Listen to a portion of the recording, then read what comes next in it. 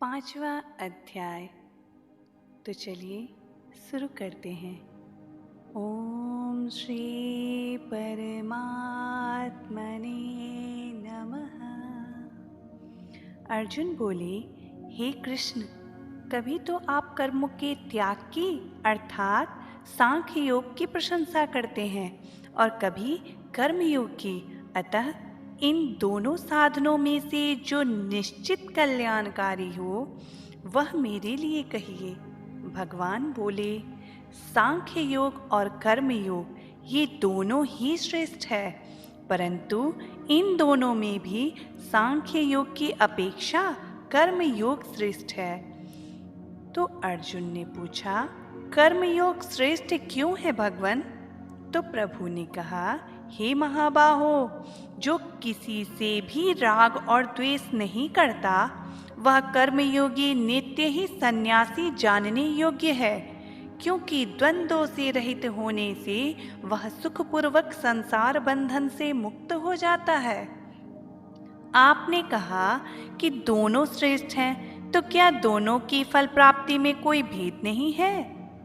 तो प्रभु ने कहा, बेसमझ लोग ही सांख्य योग और कर्म योग को अलग अलग फल वाले कहते हैं, बुद्धिमान लोग नहीं, क्योंकि इन दोनों में से किसी एक में भी स्थित होने पर साधक दोनों फल को प्राप्त कर लेता है। अर्थात जो फल सांख्य योगी को प्राप्त होता है वही फल कर्म योगी को भी प्राप्त होता है। इसलिए जो सांख्य योग और कर्म योग को फल में एक देखता है वही ठीक देखता है। अर्जुन ने पूछा, जब दोनों का फल एक ही होता है तो फिर कर्म योग श्रेष्ठ कैसे है? प्रभु ने कहा, हे महाबाहो, कर्म योग के बिना अर्थात सिद्धि असिद्धि में सम हुए बिना सांख्य योग का सिद्ध होना कठिन है, परंतु मननशील कर्म योगी शीघ्र ही समरूप ब्रह्म को प्राप्त कर लेता है। अर्जुन ने पूछा, वह कर्म योग से ब्रह्म को कैसे प्राप्त कर लेता है? तो कृष्ण जी ने उत्तर दिया, इंद्रियों को जीतने वाला, निर्मल अंतःकरण वाला, शरीर को वश में करने वाला तथा संपूर्ण प्राणियों में अपने आप को स्थित देखने वाला कर्मयोगी कर्म करता हुआ भी कर्मों में लिप्त नहीं होता, अर्थात परमात्मा को प्राप्त हो जाता है। तो अर्जुन ने पूछा, सांख्य योगी कर्मों से कैसे निर्लिप्त रहता है? तो प्रभु ने कहा, सत्य असत्य के तत्व को जानकर सत्य में स्थित रहने वाला सांख्य योगी देखता, सुनता, स्पर्श करता, सूंघता, खाता, जाता, सोता, श्वास लेता, बोलता, मल मूत्र का त्याग करता, ग्रहण करता, आंखों को खोलता, मीचता हुआ भी इंद्रियां ही अपने अपने विषयों में बरत रही है ऐसा समझता है और स्वयं कुछ नहीं करता हूँ ऐसा अनुभव करके कर्मों से निर्लिप्त रहता है। अर्जुन ने पूछा, कर्मयोगी और सांख्य योगी दोनों ही कर्मों से निर्लिप्त रहते हैं, ऐसे निर्लिप्त रहने का और कोई उपाय है क्या? प्रभु ने कहा, हाँ, भक्ति योग है। भक्ति योगी आसक्ति का त्याग करके तथा संपूर्ण कर्मों को भगवान में अर्पण करके कर्म करता है, अतः वह भी जल में कमल के पत्ते की तरह पापों कर्मों से लिप्त नहीं होता। अर्जुन ने पूछा, भगवान, भक्ति योगी में आप में समर्पण के उद्देश्य से कर्म करता है, अतः वह लिप्त नहीं होता, परंतु कर्मयोगी किस उद्देश्य से कर्म करता हुआ लिप्त नहीं होता? तो प्रभु ने कहा, कर्मयोगी इंद्रियां, शरीर, मन, बुद्धि के साथ ममता न करके, फलासक्ति का त्याग करके केवल अंतःकरण की शुद्धि के लिए ही कर्म करता है, अर्थात कर्मयोगी कर्म फल की इच्छा का त्याग करके सदा रहने वाली परम शांति को प्राप्त हो जाता है, परंतु जो योगी नहीं है वह कामना के कारण कर्म फल में आसक्त होकर बंध जाता है। अर्जुन ने पूछा, सांख्य योगी के द्वारा कर्म किस प्रकार के होते हैं भगवान? तो प्रभु ने कहा, शरीर, इंद्रियां और मन को वश में किया हुआ सांख्य योगी मन से संपूर्ण कर्मों को 9 द्वारों वाले शरीर में छोड़कर न करता हुआ और न करवाता हुआ सुखपूर्वक अपने स्वरूप में स्थित रहता है। तो अर्जुन ने पूछा, सांख्य योगी तो न कर्म करता है और न कर्म करवाता है, पर परमात्मा तो करवाते होंगे।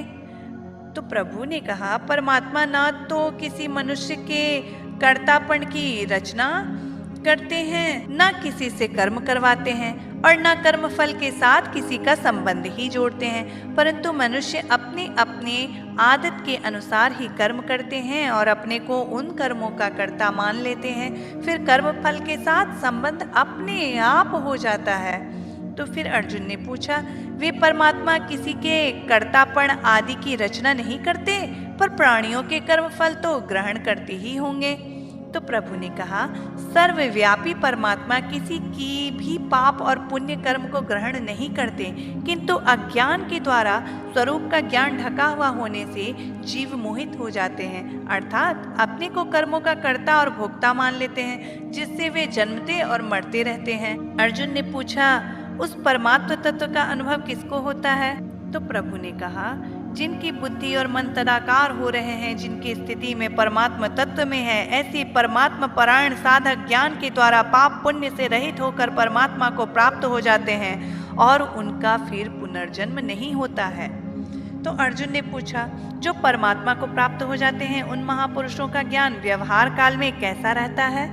प्रभु ने कहा, वे तत्व के महापुरुष विद्या विनय संपन्न ब्राह्मण में और चांडाल में तथा गाय हाथी कुत्ते में भी एक रूप परमात्मा को ही देखते हैं, न कि खान पान आदि व्यवहार से उनके साथ एकता करते हैं। तो अर्जुन ने पूछा, समदर्शी होने से क्या होता है?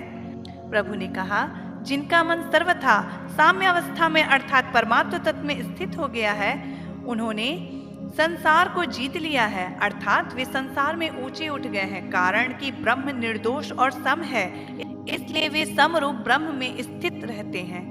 अर्जुन ने पूछा, ऐसी साम्य अवस्था में स्थित होने का उपाय क्या है?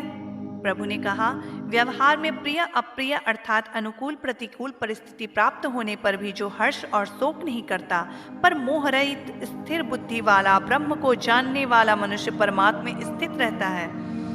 तो फिर अर्जुन ने पूछा, यह स्थिति किस क्रम से प्राप्त होती है भगवान?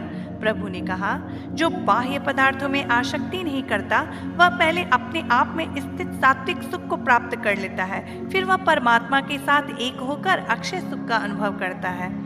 तो फिर अर्जुन पूछते हैं, बाह्य पदार्थों की आसक्ति से कैसे बचे? प्रभु बोले, हे कुंती नंदन, इंद्रियों और विषयों के संयोग से पैदा होने वाले जितने भी भोग सुख हैं, वे सभी दुखों के कारण हैं, अर्थात आदि अंत वाले हैं, इसलिए विवेकी मनुष्य उनमें रमण नहीं करता।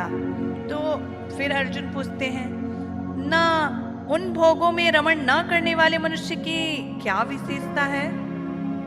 प्रभु कहते हैं, जो मनुष्य शरीर छूटने से पहले ही काम क्रोध के वेग को सहन करने में समर्थ हो जाता है, अर्थात काम क्रोध के वेग को उत्पन्न ही नहीं होने देता, वही सुखी है, वही योगी है, वही नर अर्थात बहादुर है।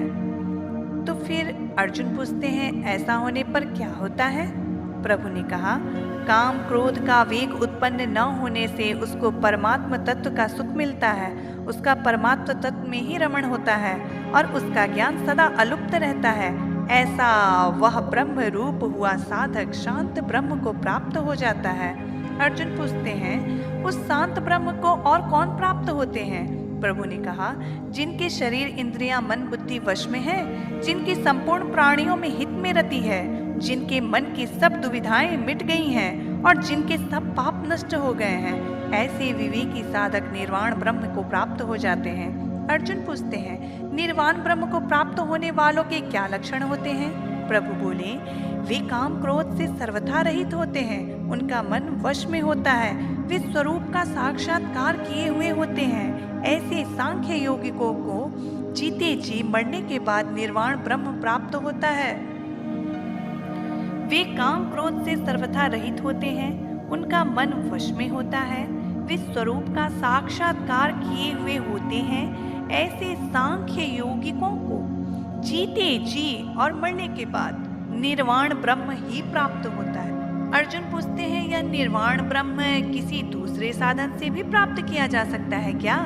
प्रभु बोले, हाँ, ध्यान योग से प्राप्त किया जा सकता है।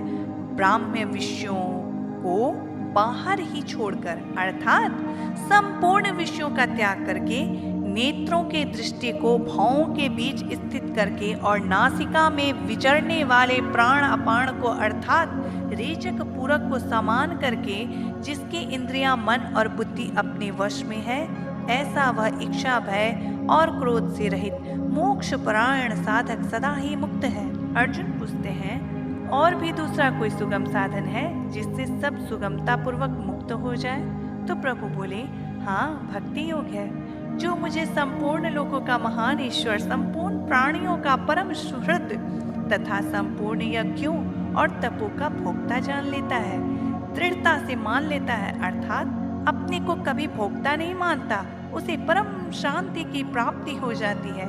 हरे कृष्ण हरे कृष्ण हरे कृष्ण